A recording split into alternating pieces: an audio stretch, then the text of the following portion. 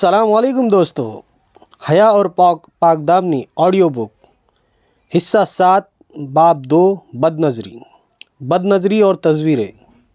بد نظری کی ایک قسم وہ ننگی تصویریں دیکھنا ہے جو اخباروں اور کتابوں کی زینت بنتی ہے یا جنسی رسالوں کے ٹائٹل پر چھپتی ہے۔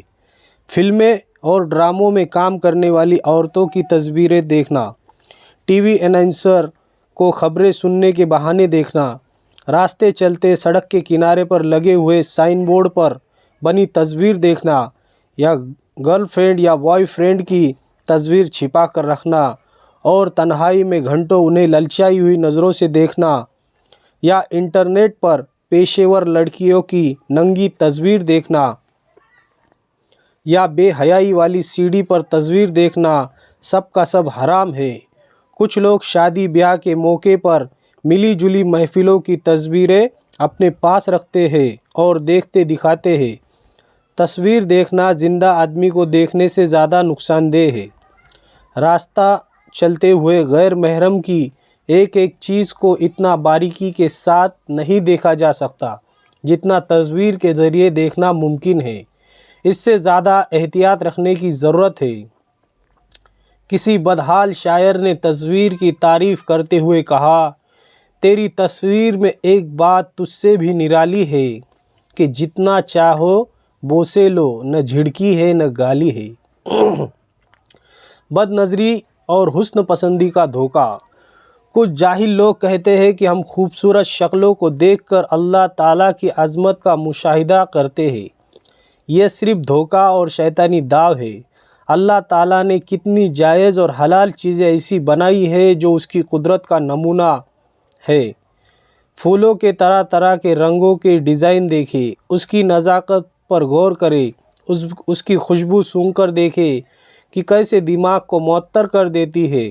پھلوں کی بناوٹ اور اس کی شیرینی پر غور کریں، دیکھو اسے پھلوں کی طرح جب پھل لے آئے۔ دریاؤں، جھرنوں، ہرے بھرے میدانوں کو دیکھیں، زمین کی وسعتیں، آسمان کی بلندیاں انسان کو اپنے اوپر غور کرنے کی دعوت دیتی ہے۔ رب کریم ارشاد فرماتے ہیں، کیا نہیں دیکھتے اونٹ کی طرف کہ کیسے پیدا کیا گیا، اور آسمان کی طرف کیسے بلند کیا گیا، اور پہاڑوں کی طرف کیسے گاڑے گئے، اور زمین کی طرف کہ کیسے پھیلائی گئی۔ غور کرنا ہے تو سورج، چاند، ستاروں کے حسن و جمال کو دیکھیں۔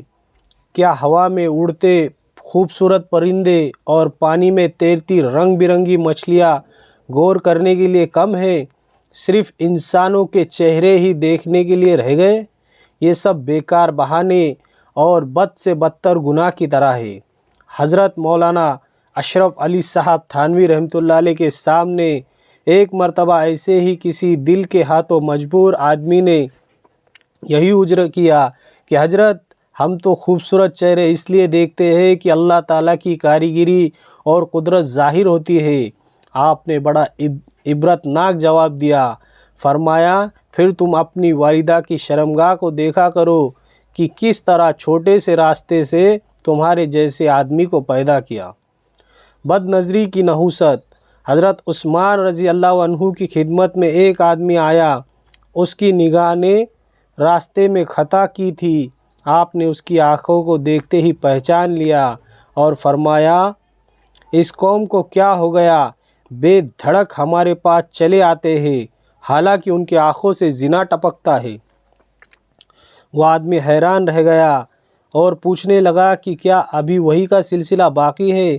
آپ نے فرمایا، نہیں، یہ تو مومن کی فراست ہے۔ مومن کی فراست سے ڈرو کیونکہ وہ اللہ کے نور سے دیکھتا ہے۔ اہل کشف نے لکھا ہے کہ بد نظری سے آنکھوں میں ایسی ظلمت پیدا ہوتی ہے جس کو بصیرت والا یعنی سمجھدار آدمی پہچان لیتا ہے، جبکہ عفیف اور متقی آدمی کی آنکھوں میں نور ہوتا ہے۔ بد نظری کا عبرتناک انجام۔ حضرت شیخ الحدیث رحمۃ اللہ علیہ فرماتے ہیں، ایک آدمی کو جب مرنے کا وقت ہوا تو لوگ اسے کلمے کی تلقین کرنے لگے، تو وہ جواب میں کہنے لگے کہ میری زبان حرکت نہیں کرتی۔ پوچھا کیا وجہ ہے؟ کہنے لگا کہ ایک عورت مجھ سے تولیہ خریدنے آئی تھی، مجھے اچھی لگی میں للچائی نظروں سے اسے دیکھتا رہا۔ ابن جوزی رحمۃ اللہ علیہ نے لکھا ہے کہ مصر کی جامع مسجد کا مؤذن مینارے پر اذان دینے کے لیے چڑھا۔ ہمسائے کی چھت پر نظر پڑی تو ایک خوبصورت عیسائی لڑکی نظر آئی۔ سوچا کہ نئے کرایہ دار معلوم ہوتے ہیں، اذان کے بعد تعارف کروں گا۔ اذان دے کر پڑوسی کے دروازے پر پہنچا۔ دستک دینے پر لڑکی کے والد سے ملاقات ہوئی۔ بات چیت کے دوران پتہ چلا کہ لڑکی کنواری ہے۔ مؤذن نے کہا کہ میں اس سے شادی کرنا چاہتا ہوں۔ لڑکی کے والد نے کہا ہمارا مذہب قبول کر لو، ہم شادی کر دیں گے۔ اس مؤذن کے دل پر شہوت کا ایسا بھوت سوار تھا کہ اس نے ہاں کر دی۔ لڑکی کے والد نے کہا آپ اوپر چھت پر آئے، بیٹھ کر تفصیل سے بات کرتے ہیں۔ مؤذن سیڑھیاں چڑھنے لگا کہ درمیان میں پاؤں پھسلا تو یہ گردن کے بل گرا اور جان نکل گئی۔ بقول شاعر نہ خدا ہی ملا نہ وصال صنم، نہ ادھر کے رہے نہ ادھر کے رہے۔ بد نظری پر سزا کا طے نہ ہونا۔ ارشاد باری تعالیٰ جانتا ہے آنکھوں کی خیانت کو اور جو دلوں میں چھپاتے ہیں۔ اس آیت میں بد نظری کے گناہ ہونے کا تذکرہ تو فرمایا گیا، مگر کوئی معین اور مقرر سزا بیان نہیں کی گئی۔ اس آیت میں راز یہ ہے کہ لوگ دو طرح کے ہوتے ہیں۔ ایک بے حس لوگ لاتوں کے بھوت ہوتے ہیں جو باتوں سے نہیں بلکہ جوتوں سے ہی مانتے ہیں۔ ان کو دھمکی دی گئی ہے کہ ہم آنکھوں کی خیانت کو جانتے ہیں، اگر تم لوگ باز نہ آئے تو خوب سزا دیں گے۔ چوریاں آنکھوں کی اور سینوں کے راز جانتا ہے سب کو تو اے بے نیاز۔ دوسرے حساس لوگ ہوتے ہیں، ان کو پتہ چل جائے کہ ہمارے آقا کو ہماری کرتوت کی خبر ہو گئی تو مارے شرم کے گڑ جاتے ہیں۔ تو اس آیت میں ان کو شرم دلائی گئی، ان کے لیے اتنا ہی کافی تھا۔ بد نظری کرنے پر ہر آدمی کو اس کی طبیعت کے مطابق سزا دی جائے گی۔ بقول کسی کے جیسی روح ویسے فرشتے، جتنا بے حیا اتنی زیادہ سزا۔ بد نظری کا اثر دل پر۔ حضرت اقدس تھانوی رحمۃ اللہ علیہ فرماتے ہیں دل کا گناہ نظر بازی سے وجود میں آتا ہے۔ بہت سے لوگ غیر محرم عورت اور نو عمر لڑکوں کو للچائی ہوئی نظروں سے دیکھتے ہیں تو دل میں ان کے نقش و نین کی چھاپ لگ جاتی ہے، پھر وہ اپنی تنہائی میں سوچ اور خیال کے ذریعے ان سے شہوت پوری کرنے کے مزے لیتے ہیں۔ یہ دل کا گناہ آنکھوں کے گناہ سے بھی شدید ہے۔ فقہا نے لکھا ہے کہ اگر کوئی آدمی اپنی بیوی سے ہم بستری کرے مگر تصور میں کسی دوسری عورت کا خیال لائے تو اسے زنا کرنے کا گناہ ہوگا۔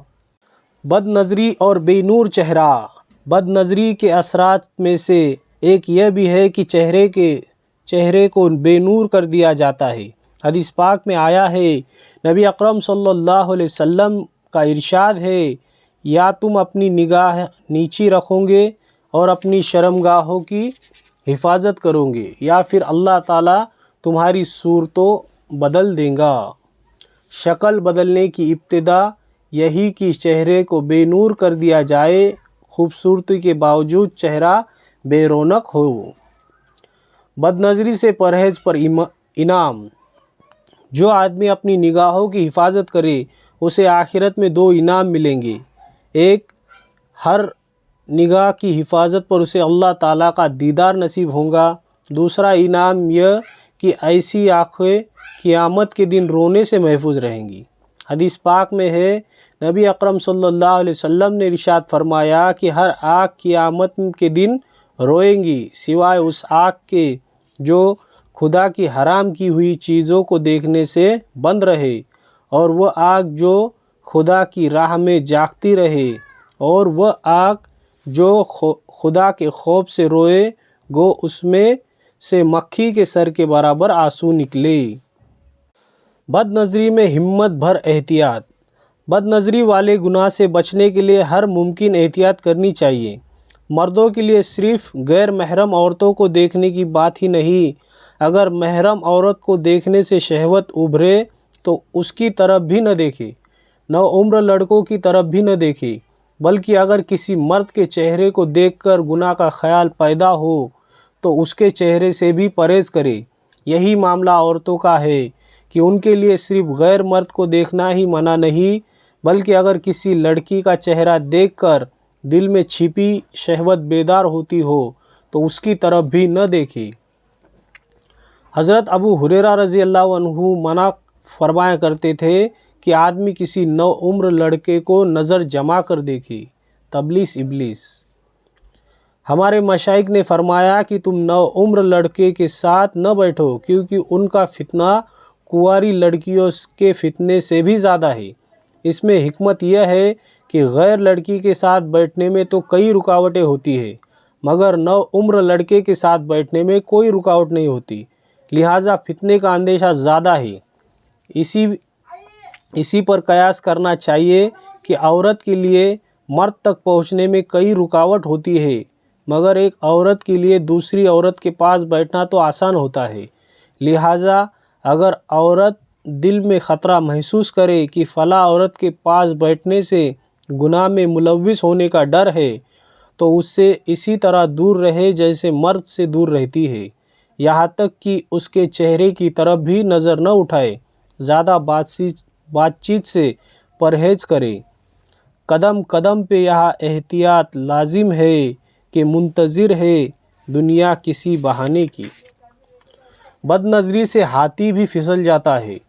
जिस आदमी को बदनज़री की आदत पड़ जाए वो शर्मगाह की हिफाजत कभी नहीं कर सकता। शैतान अजीब अंदाज से धोखा देता है कि तुम सिर्फ देखते हो, करते तो कुछ नहीं, हालांकि यही देखना ही तो करने की शुरुआत है। ज़ाहिर में इंसान जितना भी जमा वाला हाथी हो, अगर बदनज़री से नहीं बचेगा तो एक न एक दिन ज़रूर फिसल जाएगा। अब जिसके जी में आए वही रोशनी पाए, हमने तो दिल जलाकर सरेआम रख दिया। वीडियो पसंद आए तो वीडियो को लाइक करें और ऐसे वीडियो देखने के लिए हमारे चैनल को सब्सक्राइब करें। जज़ाकल्लाहु खैर।